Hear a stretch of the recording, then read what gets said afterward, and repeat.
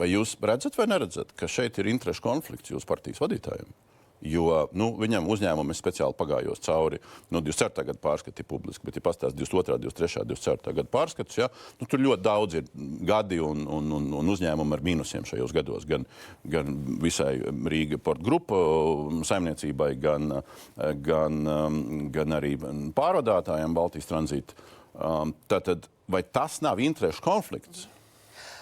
Tātad, Domberkungs, es godīgi atbildēšu, ka es nekad neesmu pētījusi, kas Šlesera kungam pieder vai nepieder. Šlesera ģimenē šagad. Vai ģimenē vienalga, jā. Tieši tāpat kā es neesmu godīgi sakot pētījusi, kas pieder, piemēram, Atim Švinkam vai kādam citam, kas ir saimnes deputāts. Nepētu to. Man nav nācies saskarties ar to, kad Šlesers uzsist duguru galvā un pateikt šeit tā vai tā, jā. Es neesmu saskārusies. Vai par to? Jo vairāk kravas, jo potenciāli biznesa. Man pārsteidz. Nē, manuprāt, es atvainojos, Ainār, man uzdeva jautājums, atbildēšu. Ja.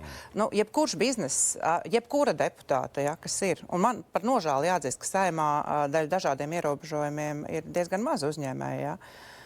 Nu, tas, ja kāds nodarbojas pat ar kādu lobēšanu labā nozīmē, tas ir tikai pluss, ja tas nāk ar plusu zīmi Latvijas ekonomikā. Es varu apstiprināt, ja es aizstāvēju šo nozari, aizstāvēšu, lobēšu, bet es runāju par nozari. Līdz ar to arī savus ģimenes uzņēmumus, kas ir nozarē.